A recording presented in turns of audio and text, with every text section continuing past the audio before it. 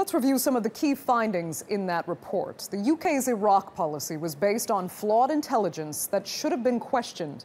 Judgments about the threats posed by Iraq's weapons of mass destruction were presented with unjustified certainty.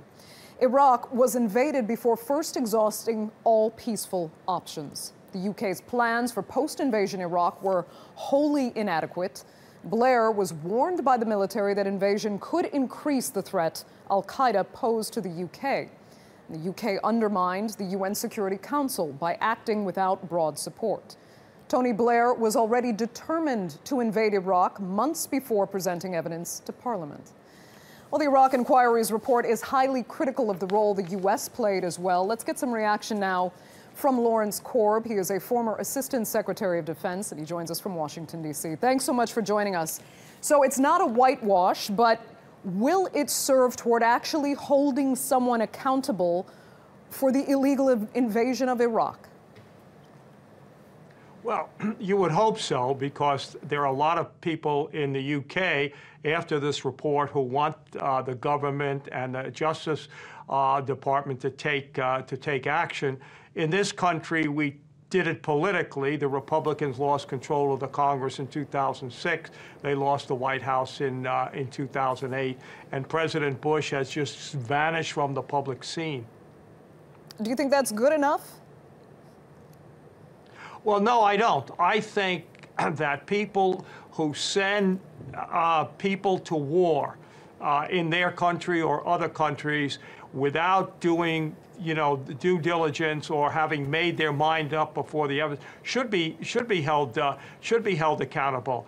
For example, we had a classified national intelligence estimate that was presented to the Congress before the war that only members could read, and not a lot of members read it before sending Americans to war. They should be held accountable. And what's also damning in this report is they had no plan for what to do after.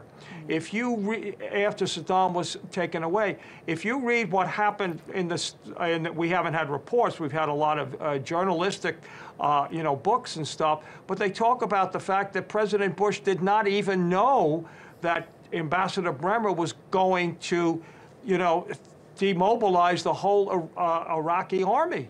And that led to the growth of the insurgency. And it seems as well like people are now looking for concrete lessons in this report that can be carried forward to prevent anything like this from happening again. But is it possible to draft a kind of one-size-fits-all policy to deal with rogue regimes after what happened in the lead-up to the Iraq invasion? Well, I think there are certain things that you have to ask yourself. In other words, what's your objective? Is it to overthrow a dictator like Gaddafi or Saddam Hussein? Or is it to make the country a democracy after it? How much force and resources will you need to do that? Are you willing to do it? And if you're not, then you ought to think very hard before you do it. I mean, if you look at what's happened in the Balkans, we still have peacekeeping troops there 20 years after we got rid of Mr. Milosevic. So if you're not willing to do that, you better ask yourself whether it's worth doing it, unless it's an existential threat to the security of the state, for example. That's different. But these are, would we like to get rid of Assad? Yeah, the world would be much better without him. But the fact of the matter is then what comes next, and how long are you willing to stay to ensure that you get the right person to come after that? Do you think that Tony Blair and George W. Bush were kind of allowed to have it both ways? I mean, they said they had to invade Iraq because of the threat of weapons of mass destruction.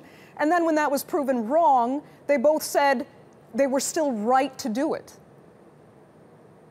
Well, that's correct. And, they're coming up with Saddam was an evil person. Well, there's a lot of evil people you know, around the world that unfortunately the international community has to tolerate because of the fact that getting rid of them would cause more problems. Yes, they kept coming up because what happens now, people say, yeah, but the world is better off without Saddam. Well, that's not the question. Is, are they really? Would we be better if we didn't have ISIS, for example, causing problems like in Istanbul or Paris or Brussels? Because they were a direct outgrowth of this invasion.